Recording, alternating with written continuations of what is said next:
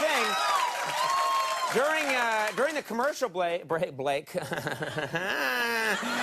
there's a reason for everything. I'm talking to my producer, and I feel something in my pocket, and I pull it out. I forgot I jammed this in my pocket. This is actually a very nice picture that I took on the fly. That's pretty good.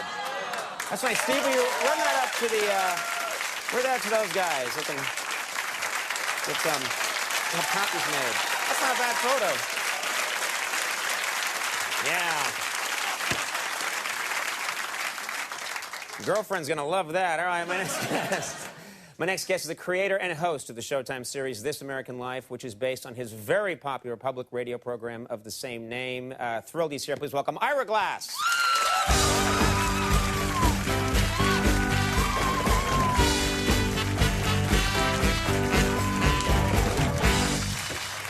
You know, what's strange, you've been on the radio for years. Yes. I've been listening to you for years, but I never knew what you looked like. You probably have a lot of fans that don't know what you look like. And then suddenly you get this television show, and there are posters everywhere. Every time I go into a New York City subway or come out, you're right there. Yes. How is this changing your life?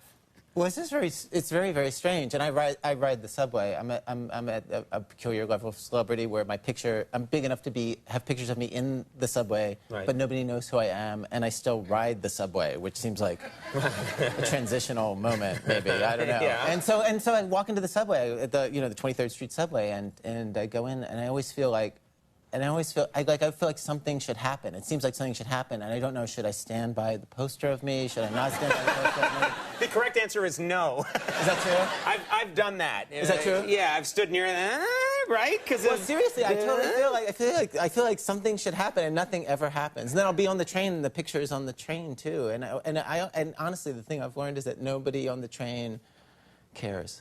Really, like seriously, like nobody on the train notices, and I don't know whether I should call attention to myself. I feel like it just seems like look, it's me. But no, like nobody. I don't think that would be good. No. Damn it, all of you! Look, I am here in the flesh. Well, they realize like the people who are in the pictures on the subway might be riding the subway all the time, and none of us ever notice. Right. So it's better. I think that's a cool thing about New York, that they don't lose their heads about something like that. Yes. Now, you just did something very interesting. You did a live broadcast of your radio show, and it was beamed into, is this correct, 300 movie theaters? Yes, it was. So, and people went to these movie theaters and watched this live broadcast. This sounds like a very cool idea. It was really fun to do, and it was kind of an experiment. And the only thing about it that was weird was that in the weeks leading up to it, to advertise it, we had this little ad that ran in the movie theaters. So we were one of the ads that run before the thing, which is not, you don't want to be that because people hate those ads. But we were one of those ads.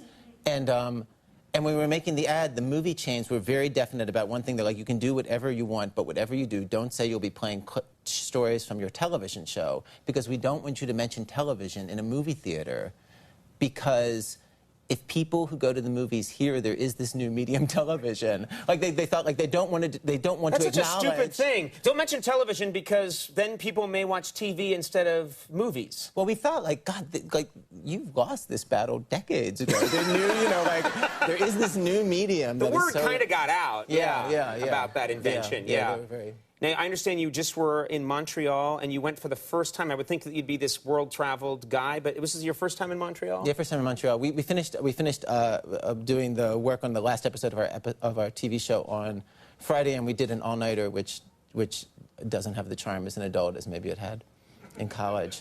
I don't think it had much charm then, either. Yeah. Those were out of necessity. There was no charm to it. But anyway, so then at the end of that, basically got on a plane to Montreal, and my wife and I totally had the experience of, where you think, like, the Canadians, they're just like us, they're totally like us, and then some little thing happens, you realize, oh my God, they're totally different, they're nothing like us.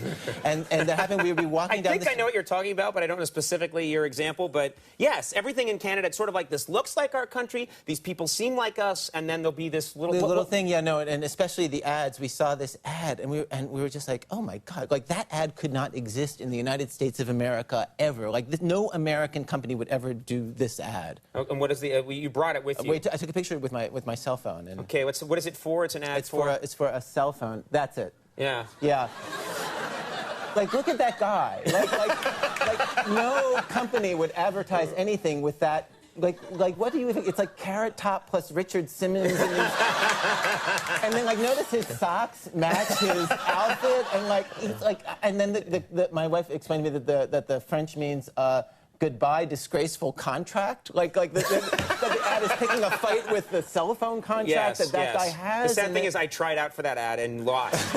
I lost to that guy. Like, that guy, you couldn't be less manly if you had breasts. Like, Ding. Have you met my drink?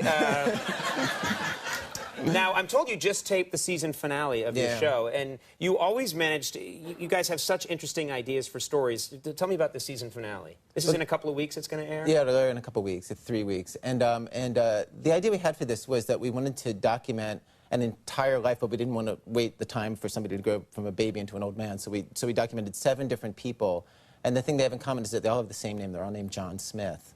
And so we wanted to search through hundreds of guys to find 7 different John Smiths of different ages.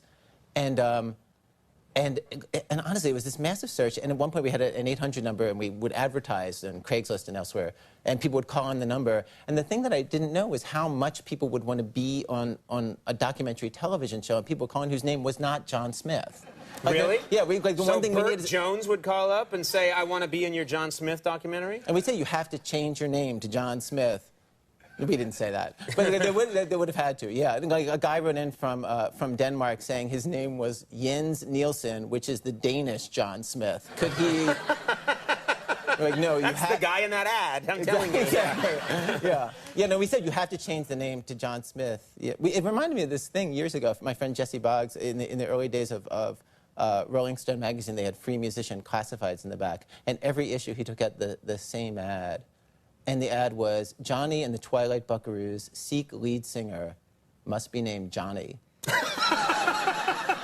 was sort of like that.